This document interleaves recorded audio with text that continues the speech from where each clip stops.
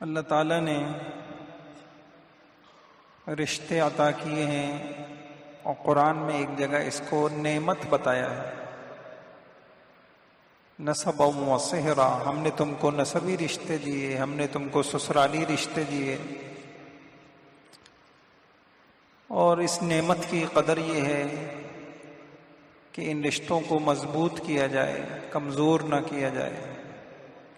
مغرب کے پاس خاندانی نظام نہیں ہے، وہاں خودکشیاں ہیں۔ وہاں جب کوئی ایک آدمی پریشانی میں آتا ہے تو وہ اپنے آپ کو تنہا محسوس کرتا ہے، اور وہ یہ سمجھتا ہے کہ میرا کوئی نہیں۔ وہاں بیوی سے بھی اس کو امید نہیں ہوتی وفا کی، اس کو نہیں پتا اس کی وفاداریاں کس کس کے ساتھ ہیں۔ اللہ کا بہت بڑا انعام ہے، لیکن یہ ہم سے نعمتیں چھن رہی ہیں ہمارے گناہوں کی نوسط کی وجہ سے، اللہ کو چھوڑنے کی وجہ سے، اس کی نعمتوں کی ناقدری کرنے کی وجہ سے۔ آپ دیکھیں طلاقوں کی کثرت ہے، خاندانوں میں لڑائیاں ہیں، جھگڑے ہیں، نکاح کم ہیں۔ تو اللہ تعالیٰ ہمیں اس نعمت کی بہت قدر کرنے کی کوشش کیجیے۔ اور باقاعدہ آپ پڑھیں مغرب کو، مغرب جو ہے، میں نے آپ سے عرض کیا کہ تہذیب کی جنگ ہے۔ مغرب کی کوشش ہے کہ ان مسلمانوں کا یہ جو خاندانی سسٹم ہے، یہ خاندانی نظام ہے، اس کو کمزور کیا جائے بے حیائی پھیلا کے۔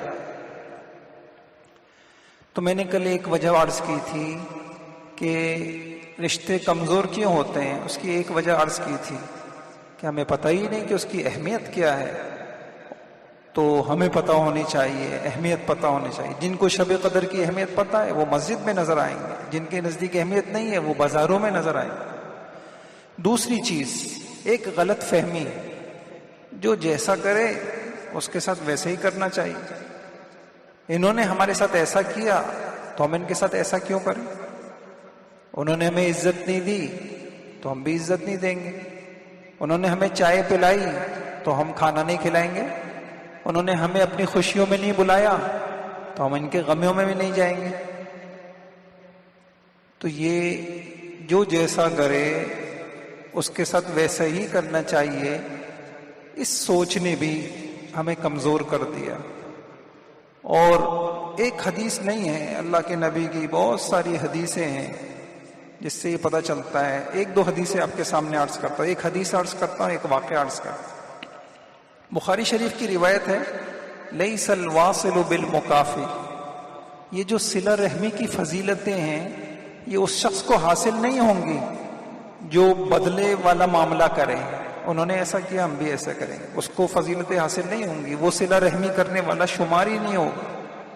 صلہ رحمی کرنے والا وہ شمار ہوگا کہ اس سے قطع تعلق کیا جائے، وہ پھر بھی جوڑنے کی کوشش کرتا ہے، آخری حد تک کوشش کرتے رہے کہ جڑ جائیں۔ اللہ تعالیٰ دلوں کے حال کو جانتے ہیں۔ بعض اوقات نتیجہ نہیں نکلے گا، آپ کہیں گے میں نے تو کوشش کی۔ ہم اتنے ہی کے مکلف ہیں، دل میں خیر خواہی ہونی چاہیے، دل میں یہ ہونا چاہیے، دعاؤں میں یہ ہونا چاہیے، اے اللہ میں جوڑنا چاہتا ہوں، اے اللہ میں قطع رحمی نہیں چاہتا، اور اپنی کوشش کرتا رہے۔ نیتوں میں اللہ نے بڑی طاقت رکھی ہے۔ مسلم کی ایک روایت ہے، مسند احمد میں بھی ہے، بعینی ہی وہی جیسے ہمارے ہاں ہوتا ہے۔ ایک شخص آئے حضور صلی اللہ علیہ وسلم کے پاس اور آ کے کہنے لگے، ان لی قرابۃ اصلهم ویقطعونی واحسن الیہم ویسیئون الی واحلم عنہم ویجہلون علی۔ یا رسول اللہ، میرے کچھ رشتہ دار ہیں، میں ان کے ساتھ پوری کوشش کرتا ہوں کہ اچھا کروں، وہ میرے ساتھ بد تہذیبی کا معاملہ کرتا، میں ان کے ساتھ حلم کا، بردباری کا، تحمل کا معاملہ کرتا ہوں، وہ جہالت کے اوپر اترتے ہیں، میں اچھا کرتا ہوں وہ برا کرتے ہیں۔ حضور علیہ الصلوۃ والسلام نے عجیب جواب دیا، بلکہ میں سوچ رہا تھا کہ اس میں ایک غیبی نظام ہمارے سامنے آ گیا۔ اللہ کے نبی نے یہ کہا کہ لئن کنت کما قلت، اگر واقعی آپ اپنی بات میں سچے ہیں۔ یہاں ایک بڑی زبردست بات پتہ چلی، یک طرفہ بات سن کے فیصلہ نہیں کر سکتے، حضور السلام نے ان کی بات کی ذمہ داری نہیں قبول کی. کہا اگر آپ اپنی بات میں سچے ہیں فَكَأَنَّمَا تُصِفُّهُمُ الْمَلْ، تو آپ ان کو جلتی ہوئی راکھ کھلا رہے ہیں. جیسے جلتی ہوئی راکھ کوئی منہ میں رکھ لے اس کو اذیت ہوتی ہے، تکلیف ہوتی ہے، تو یہی لوگ اذیت میں ہوں گے جو آپ کو اذیت میں رکھنا چاہ رہے ہیں اور آپ ان کے ساتھ اچھا کریں. اور فرمایا آگے عجیب بات فرمائی وَلَا يَزَالُ مَعَكَ مِنَ اللَّهِ ظَهِيرٌ مَا دُمْتَ ظَهِيرٌ عَلَيْهِمْ مَا دُمْتَ عَلَى ذَلِكَ. اللہ کی طرف سے کوئی انسان یا کوئی فرشتہ تمہاری مدد کے لیے مقرر کر دیا جائے گا اگر تم اپنے اس سلوک پہ رہے. آخر کار مدد تمہاری ہوگی اور ان کی چل نہیں پائے گی. ان کی شرارتوں سے تمہاری حفاظت کے لیے اور تمہاری مدد کے لیے یا تو کوئی انسان اللہ متعین کر دیں گے یا پھر کوئی فرشتہ متعین کر دیں گے. تو ہمیں بتایا کہ جو جیسا کرے اس کے ساتھ ویسا کرنا یہ سوچ نہیں ہے. پھر حضور اسلام کی بہت ساری حدیثیں ملتی ہیں. ایک حدیث ملتی ہے کہ حضرت عائشہ رضی اللہ تعالیٰ عنہا سے حضور علیہ الصلوۃ والسلام نے کہا کہ ابھی یہ جو شخص آ رہا ہے یہ اپنے قبیلے کا اچھا آدمی نہیں ہے، بڑا خراب آدمی. بعض اوقات بتانا پڑتا ہے اس کے شر سے بچانے کے لیے. لیکن جب وہ آ گیا تو حضور صلی اللہ تعالیٰ علیہ وسلم اس کے ساتھ بڑے ہی خندہ پیشانی سے اور ہنس ہنس کے اور مسکرا کے حضور نے بات کی. حضرت عائشہ حیران ہو گئیں، یا رسول اللہ ابھی تو آپ نے ایسا کہا تھا. تو آپ نے اپنی سنت اپنا طریقہ بھی بتا دیا کہ ضروری نہیں ہے جو جیسا ہے اس کے ساتھ پھر ویسا ہی کرنا. اور پھر جو ہے بخاری میں ایک جگہ پڑھا، غالباً ابو الدرداء رضی اللہ کا قول ہے کہ بعض لوگ ایسے ہیں ہم ان سے بھی ہنس ہنس کے ملتے ہیں حالانکہ ہمارے دل ان کو لعنت کر رہے ہوتے ہیں. وہ بڑے شرری قسم کے لوگ ہوتے ہیں اور ہمارے دلوں میں ان کے لیے کوئی وقت نہیں ہوتی، لیکن ہم ان سے ہنس ہنس کے ملتے ہیں. بخاری شریف کی روایت ہے. تو یہ اللہ ہم سب کے ذہنوں سے نکال دے اور اگر ہم صرف حضور کی سنت پر آ جائیں تو انشاءاللہ ہمارے بہت سارے مسئلے حل ہو جائیں گے کہ جو جیسا کرے اس کے ساتھ ویسا کرنا ہے. 2 سبب ہو گئے.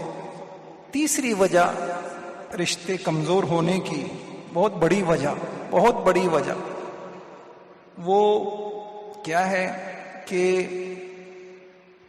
انا کی وجہ سے اور مفادات کی وجہ سے. اس کو 2 وجہ کہہ لیں آپ یا ایک کہہ لیں. یہ 2 بڑی بیماریاں ہیں. ان کے ہوتے ہوئے تعلقات اچھے رکھنا مشکل ہے. انا کی وجہ سے، تکبر کی وجہ سے، اونچی ناک کی وجہ سے. اونچی ناک والوں کے ساتھ زندگی گزارنا مشکل ہے اور وہاں پھر لڑائیاں ہیں، تعلقات کی خرابیاں ہیں. کسی نے کہا کہ پیٹ اور غرور بڑھ جائے تو اپنوں کو بھی گلے لگانا مشکل ہو جاتا ہے. پیٹ بڑھ جائے تو بھی اپنوں کو گلے لگانا مشکل ہو جاتا ہے، غرور بڑھ جائے تو بھی اپنوں کو گلے لگانا مشکل ہو جاتا ہے. تو انا کی وجہ سے، اسی وجہ سے حضور علیہ السلام نے فرمایا تھا ما ذئبان جائعان ارسلا فی غنم بافسد لها من حرص المریم. 2 بھوکے بھیڑیے کسی بکری کے ریوڑ پہ چھوڑ دیے جائیں وہ اتنا فساد نہیں مچاتے جتنے انسان کے اندر کے 2 بھیڑیے ہیں. انسان کے اندر کے 2 بھیڑیے ہیں، ایک بڑائی، ایک تکبر، ایک انا اور اپنے مال کا تکبر. ہم مال والے ہیں، ان کی کیا حیثیت ہے کہ ہم ان کے یہاں جائیں؟ انہوں نے ہم کو بول کیسے دیا ایسے؟ ہم مال والے. آپ دیکھ لیں کہ 4 پیسے ہوں، بڑی گاڑی ہو تو نخوت اور ناک کہاں پہنچ جاتی ہے اور کیسے تکبر کے مظاہر سامنے آتے ہیں. تو ایک ناک کے جھگڑے اور ایک مفادات کے جھگڑے، اغراض کے جھگڑے اور خلوص نہیں رہا اور رشتوں میں وہ بات نہیں رہی. اور رشتے، کسی نے اچھی بات کہی کہ اللہ تعالیٰ نے چیزیں دی تھیں استعمال کے لیے اور لوگ دیے تھے محبت کے لیے. ہم نے ان چیزوں سے محبت کرنا شروع کر دی اور لوگوں کو استعمال کرنا شروع کر. مفادات شروع ہو گئے. جب تک مفاد ہے تو جب تک مطلب ہے تو جڑیں گے، ورنہ ہمارا تو ان سے کوئی غرض ہی نہیں۔ مطلب کے بغیر رابطے میں رہنا، رشتوں کو نبھانا، یہ بہت وسیع الظرف لوگوں کا کام ہے، کم ظرف لوگ یہ کام نہیں کر سکتے۔ اسی لیے کسی نے کہا کہ مطلب کا وزن بہت ہوتا ہے، تبھی تو مطلب نکلتے ہی رشتے بہت ہلکے ہو جاتے ہیں۔ مطلب نکلتے ہی رشتے، یعنی رشتوں کو ضروری سمجھنے کے لیے بجائے رشتوں کو ضرورت سمجھ لیا۔ جب تک ضرورت ہے تو پھر جڑنا ہے، جب ضرورت ختم تو پھر پیٹھ دکھا دی۔ تو یہ دو چیزیں جو پیدا ہوتی ہیں، یہ تکبر اور حب دنیا، علماء کی اصطلاح میں یہ کہہ لیجیے آپ کہ بڑائی، حب جاہ، حب مال۔ اور یہ میں اپنی طرف سے نہیں کہہ رہا، ہمارے بڑے بڑے اللہ والوں نے اس چیز کو بیان کیا کہ یہ جو چیز ہے تکبر، یہ سارے رشتوں کو کاٹ کے، تعلقات کو ختم کر کے رکھ دیتا، اور اسی کی وجہ سے حق تلفیاں ہوتی۔ مال کی محبت ہے، اس کی وجہ سے بہنوں کی جائیدادیں جو ہے، بہنوں کی میراثیں اور رشتہ داروں کے میراثیں قبضے کی ہوئی ہیں، مال کی محبت ہے، تو پھر رشتے کیسے نبھیں گے؟ ایک چیز عرض کر کے بات ختم کرتا ہوں۔ حضرت تھانوی رحمت اللہ علیہ، اللہ نے بہت حکمت عطا کی تھی، فرمایا ہرس تمام بیماریوں کی جڑ ہے، یہ ایسا مرض ہے کہ اس کو ام الامراض، ساری بیماریوں کی ماں کہنا چاہیے۔ اسی کی وجہ سے جھگڑے ہوتے ہیں، اسی کی وجہ سے فسادات ہوتے ہیں، اسی کی وجہ سے مقدمے بازیاں ہوتی ہیں۔ اگر لوگوں میں مال کی ہرس نہ ہو تو کوئی کسی کا حق نہ دبائے۔ بدکاری کا سبب بھی لذت کی ہرس ہے۔ اخلاق رذیلہ، جتنے گندے اخلاق ہیں اس کی جڑ تکبر ہے، اور تکبر بھی جاہ کی ہوس اور چاہت کا نام ہے، اس لیے تکبر کا سبب بھی یہی ہرس ہے۔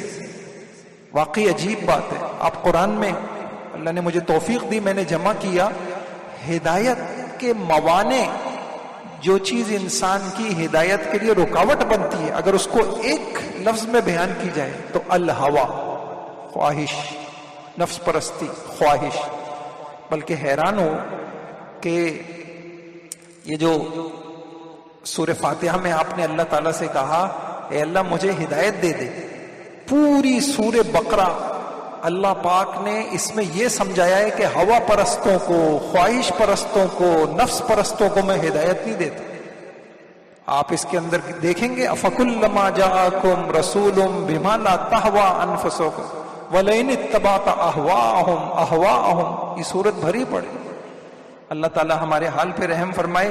اسی طرح تو یہ فرمایا کہ یہ چیز، یہ جو ہوا ہے، جب یہ جتنی بڑھے گی بس دنیا کی نعمتیں چھنیں گی، تعلقات خراب ہوں گے۔ تو حضرت نے فرمایا کہ انسان کی طبیعت کی خصوصیت یہ ہے، اگر اس کے پاس مال کے 2 جنگل بھی ہوں جس میں سونا چاندی پانی کی طرح بہتا ہو، پھر بھی یہ کہے گا کہ مجھے تیسرا چاہیے۔ ہوس جتنا پورا کرو گے یہ اتنی ہی بڑھے گی۔ جیسے خارش والا جب تک کھجلاتا رہے گا اس کی خارش بڑھتی رہے گی۔ اللہ تعالیٰ نے کہا ام للانسان ما تمنا، بھلا انسان کی ہر آرزو پوری ہو سکتی ہے؟ یعنی کبھی نہیں ہو سکتی۔ یہ وجہ ہے حریص آدمی کو کبھی راحت نہیں ملتی، اس کے ہوس کے پیٹ کو مٹی کے سوا کوئی چیز نہیں بڑھ سکتی، کیونکہ ایک آرزو ختم نہیں ہوتی دوسری شروع ہو جاتی۔ تقدیر پہ وہ راضی نہیں ہے، ہر کام میں یوں دل چاہتا ہے کہ یہ بھی ہو جائے وہ بھی ہو جائے، اور سب امیدوں کا پورا ہونا مشکل ہے، اس لیے اس کا نتیجہ پریشانی ہے، اس کا نتیجہ پریشانی۔ اللہ تعالی ہم سب کے حال پہ رحم فرما دے۔ اب یہ ہوا کیسے ختم ہوگی؟ یہ جو اللہ تعالیٰ نے یہ جو عبادات کا نظام رکھا ہے، یہ ساری چیزیں انسان کی ہوا پرستی پہ، انسان کی نفس پرستی پہ چوٹ مارتی۔ اس لیے آپ دیکھیے قرآن کے اندر کیا ہے، سب سے زیادہ چوٹ تہجد سے ہوتی کہ ان ناشئۃ اللیل ہی اشد وطئا واقوم قیلا، جب تم رات کو اٹھتے ہو تو اس سے تمہارے نفس کے اوپر چوٹ پڑتی. آپ نے ایک معمول طے کیا ہوا ہے. اب آپ دیکھیے جو لوگ جماعت کی نماز کا اہتمام کرتے ہیں تو جس وقت اذان ہوگی وہ اپنے کسی کام میں لگے ہوئے ہوں گے، وہ اپنا وہ کام جب چھوڑیں گے، اس مشغولیت سے نکلیں گے، اللہ تعالیٰ ان کے اندر ایک طاقت پیدا کریں گے خواہش سے بچنے کی. ایک آدمی حرام سے روکے گا تو اللہ تعالیٰ اس کی تربیت کریں گے. یہ جتنا اسلام کا نظام ہے، یہ قانون ہے، یہ سب ہماری تربیت کے لیے. روزے سے ہماری تربیت ہو رہی اور ہمارے اندر سے وہ ہوا پرستی، وہ نفس پرستی ختم ہو رہی. بھائیوں، قرآن کو چھوڑ دیں گے، مسجد کو چھوڑ دیں گے، نمازوں کو چھوڑ دیں گے اور آزاد ہو جائیں گے، زندگی جہنم بن جائے گی، جہنم بن جائے گی. یہ میں نے کہا نا، ہزاروں خواہشیں ایسی کہ ہر خواہش پہ دم نکلے، بہت نکلے میرے ارماں مگر کم نکلے. یہ خواہش یہ بڑھتی رہے گی، بڑھتی رہے گی اور زندگی کا ایک دن بھی سکون کا نہیں ملے گا. اللہ تعالیٰ مجھے بھی نصیب فرمائے، آپ کو بھی نصیب فرمائے. اس کے لیے ہم مسجدوں سے جڑیں، قرآن سے جڑیں، عبادات سے جڑیں، حضور کی سنتوں سے جڑیں، اس کا اہتمام کریں. انشاءاللہ اندر میں تربیت ہوتی رہے گی، دنیا بے حقیقت بنتی چلی جائے گی، جھگڑے کم ہو جائیں گے، گھروں میں محبتیں آئیں گی، خاندان جڑ جائیں گے. اللہ ہم سب کو، ہم سب کے خاندانوں کو، گھروں میں اللہ برکتیں نصیب فرمائے، اپنی خصوصی رحمتوں کا نزول فرمائے. اللہ تعالیٰ نفرتوں کو، عداوتوں کو، بغض کو، کینہ کو ختم فرمائے. اللہ تعالیٰ ہمارے حال پہ رحم فرمائے اور ایک اور نیک ہم سب کو بنائے. اللہ تعالیٰ یہ مسجدیں جوڑنے کی جگہ ہے، یہ درس ہے سارا کہ مختلف زبانوں والے، مختلف سوچوں والے سب ایک جگہ بیٹھ گئے ہیں. آج گھر میں دو بھائی اکٹھے نہیں بیٹھ پا رہے ہیں.